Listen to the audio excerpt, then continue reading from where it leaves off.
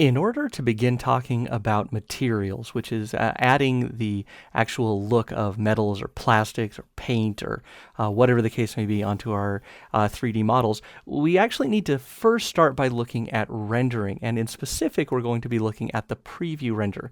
The preview render, which is found in the render tab, will be our main window into the material and texture creation workflow. And that's because it will allow us to get a fairly real-time preview of what's going on as we make changes to the surfaces of our objects. So you can see here in this scene, I've got just a kind of blocky setup with some randomized lighting and some different colors and some things causing some reflections, just to give some context to the objects that we're looking at, which are going to be these four spheres. So in specific with these four spheres, we can see that on the far right, we've got one that's kind of a brushed chrome. Moving over to the next one, this blue one here is kind of a hybrid plastic, shiny, maybe car paint shader. Down over here to the left on the bottom is something that demonstrates subsurface scattering, which is actually light penetrating and bouncing around in the surface. This is going to be something seen in things like marble, wax, skin, things like that. And then also up here in top, we have a fairly basic shader, which just has kind of the idea of basic color with a little bit of reflection at the edges. And we can see all of these things fairly clearly and easily here inside of the preview render. Now, there are a few things that you may want to set up in the preview render in order to get the best possible workflow for your material creation. So what I'm going to do here is I'm going to hop over to the render item. And with this, we can see that we have a global illumination setting. So there are a couple of things that I've done here, and I wanted to just walk through some of these settings so you can figure out how to best optimize this in order to work fairly quickly in this type of a workflow.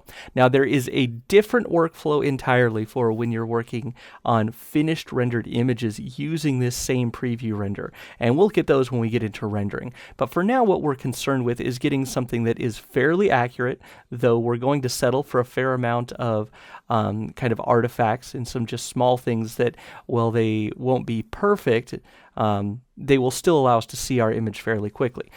So let's look at those things. So at the default settings, we have a section down here called irradiance caching, and this is turned on by default, and it's a way of speeding up the rendering that happens inside of this preview. And what irradiance caching does is basically it takes a few high quality rendered samples, just kind of sprinkled throughout the scene, and then it uses those in order to kind of guesstimate the lighting on the other portions of the scene. Now, with the preview render, this is a kind of progressive renderer. And by that, what I mean is that it will continue to refine as you wait. So the longer you wait, the better it gets. Now, a truly progressive render will actually refine essentially infinitely until it reaches a very finished point, at which point you won't see any kind of artifacts or graininess or anything, and everything will look very, very nice, though that can take a long time depending on your scene. But this is kind of a hybrid version of that, where we are making some compromises to finished quality, but in a couple of minutes you can get a mostly fully realized render so that you can get a good idea of how your materials are working. All right, so here under irradiance caching, just by clicking enable, we have it enabled. One thing that I've got set up here, this is different from the default, but will be turned on if you're using this preview intro scene to follow along, is the number of bounces. And this is the number of times that light is allowed to bounce from one surface to another and continue to cast further illumination. All right, so everything in here is lit with different polygons or different sections of models that are casting light. They're not lit by actual lights, if you recall from our early discussion on the types of lighting in a 3D scene. So if we had this turned to 1, we really wouldn't get any bounce. We wouldn't have any fill lighting. We would get the light coming, say, off of this panel here it would hit the scene, and that would really be it. Now with this set to 3, we can get that initial cast, we get the light bouncing and doing something else, and then the light bouncing again and doing something else. So we get fairly nuanced lighting without having to wait for a ton of calculation time. For finished renders, we'll probably want to turn that up a little bit higher than 3, but for now it will definitely suffice. Now with the other things that are going on here, I have everything pretty much at the default, with the main exception being the interpolation values, which I have turned up to 8. And what interpolation values does is it takes those irradiance cache samples that I mentioned a moment ago, and it blends between them, kind of blurring between them, but it softens the look of any noise. So if we look here kind of underneath this chrome ball, you can see that there's a bit of kind of undulation in the lighting where it's light, dark, light, dark, light, dark, and the same thing along this base panel. Now with the interpolation values set to 1, this would be much more prominent. It would be a lot easier to see.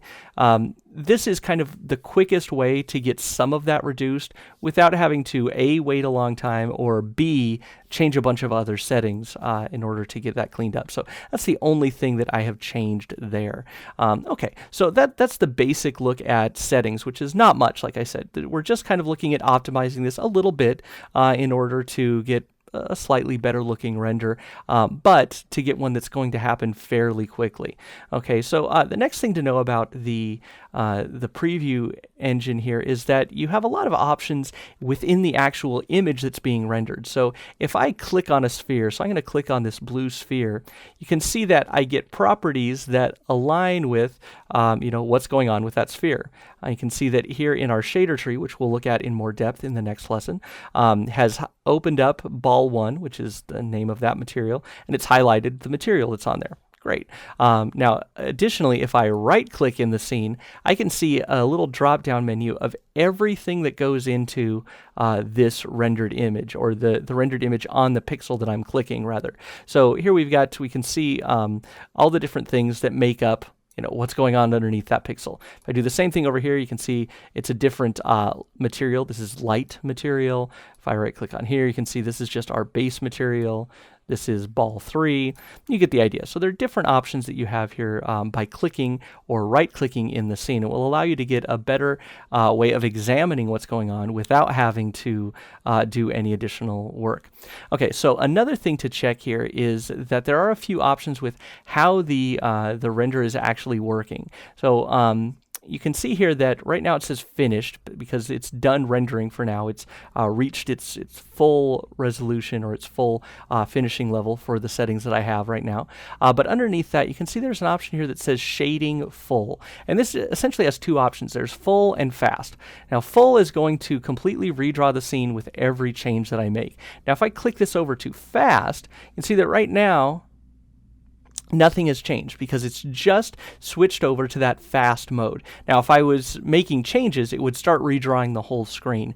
But the cool thing about this is that if I click on a surface here, so here's my sphere 1, if I go and make a change to this surface, it will redraw only in the exact area affected by my change. So if in a more completed render, if I were to change the color of this sphere, I would see the color in the reflection here of this chrome ball change, and if there's blue light being cast down, which there is from the bounce lighting onto the surface of this cube underneath, I would also see that change. But with my mode, or my shading mode set to fast, if I click on this, let's say I want to make this so less red here, so I'm going to drag down my diffuse color and make it more blue. And you can see that it's redrawn just that sphere, which is great. So I'm going to click on this, and let's say I want to change this entire thing and just going to make this more obvious. So if you keep an eye on the little reflection here, let's say I want to change this over to something more golden.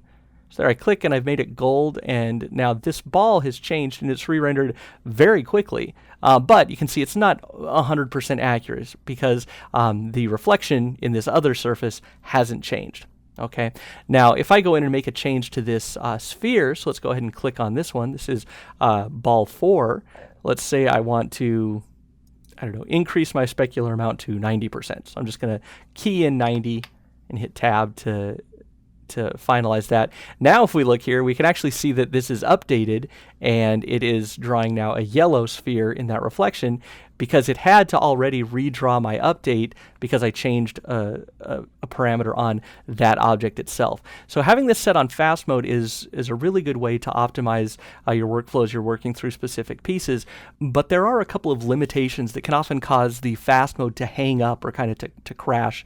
It won't crash the application per se, but a lot of times you'll have to change back to full and then back to fast or something like that in order to get an update to happen. And that's going to be if you are doing either clicking and dragging to change a value, and you can usually get away with that to a certain extent. So here's my roughness. That's going to be how blurry this sphere is. So if I click and drag this up, you can see that that didn't cause any problems. But if you kind of start clicking and dragging on multiple things one after another, it can sometimes lose track and it won't be able to calculate all the changes in time. So if I click and drag that up, that's not going to be a big deal, but usually I find that you avoid hangups in this render by actually just clicking on a field and entering a new value. So, for example, if I'm going to go over here to this sphere up here in the top left, ball 3, and let's say I want to change the diffuse color. So instead of clicking and dragging here on these values, which you can do, this is red, green, and blue, and you can click and drag on any one of those to change the percentage of red, green, or blue. But if I click on here and then just click on a new color, see that's going to make that change very quickly, and it's not going to hang up my render.